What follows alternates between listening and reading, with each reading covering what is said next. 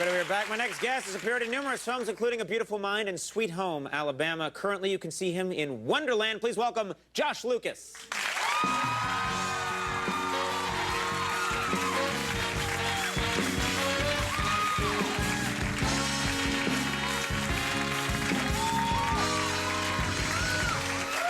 Thanks for being here. Happily.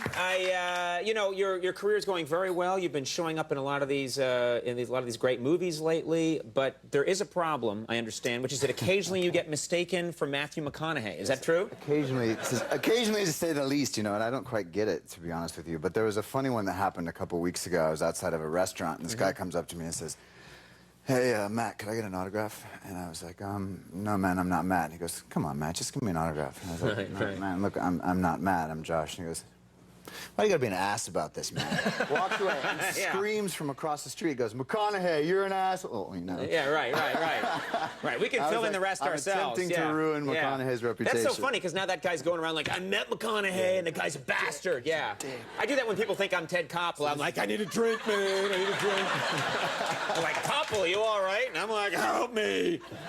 Well, you still got a show, so. Yeah, exactly. Now, I understand, speaking of shows, you grew up, you were not allowed, I can't imagine this, because I was a child of television, but you were not allowed to watch TV, is that right? No, my parents believed it was evil and was the, you know, opiate of the masses and destroying your brain and all that, so obviously you're doing your part. Yes, exactly.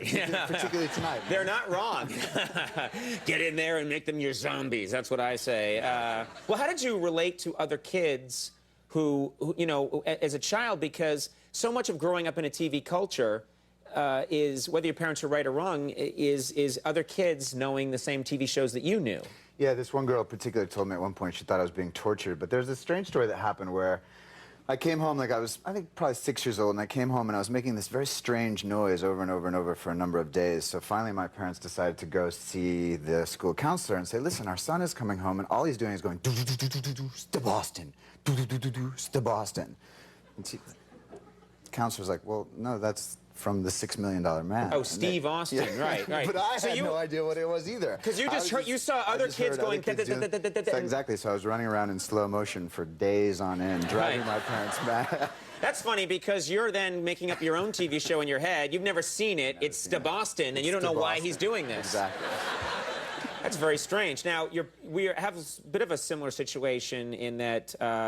well, you have actually, my dad's a doctor. What kind is your dad? My dad's microbiologist, infectious diseases, but it made it hard to say that I was sick and couldn't go to school. And I know that your dad's a doctor, right? My dad's an ER doctor, which is sort of, you know, one of the toughest professions because he deals with gunshot wounds and stabbings and that sort of thing. So if you didn't come home basically bleeding prolifically from your nose, that there was a problem that he was not going to take care of. So I came home and said, "Look, you know, I've got a really bad sore throat." And he was like, "Yeah, whatever." Right. So 2-3 days go by and my throat is swelling and getting more and more infected, I guess. And finally I'm lying on the couch and I'm sitting there, I'm like, "Dad, look, I'm really not feeling well." And literally, I stopped breathing. It closed. And he was sitting there and goes, "Josh," and I'm like, right. I literally grabbed a tongue depressor, pried open my mouth, sprayed it with some, I don't know, some morphine spray or something like that. I was like, "I guess you are sick, son." Yeah. Did you find out where he kept that morphine spray? I tried.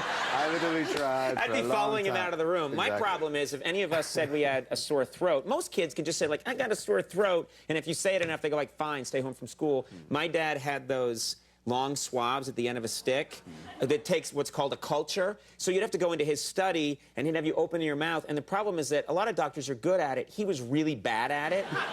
So he'd get his hand down there, like, up to his elbow, like, "Ah!" like that. And the thing would, like, come out the back of your head.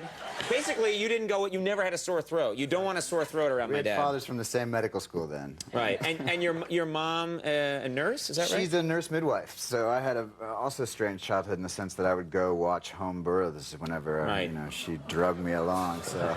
Oh my God. Yes, man. Oh my God. I watched all my brothers and sisters be born. All of them. Wow, that is such an intense experience.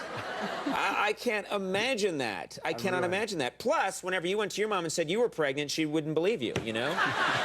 "I'm pregnant, I can't go to school." "No, you're not." That is so weird. So you saw all of your... I saw probably, I don't know, 15, 20 children be born, but I saw 3 of my brothers and sisters. So, wow. Yeah. And now you can hold that over them for the rest of their lives. I saw you born, dude. Don't mess with me. Yeah. I saw you come into this world, now I'll take you out. That's the attitude I would have. Wonderland, by the way, you did an amazing job in Wonderland. Wonderland is in theaters right now. And Josh, thanks so much for coming by. Happy. Really cool to have you. Josh Lucas, but we'll be right back. North Mississippi All-Stars. That was good.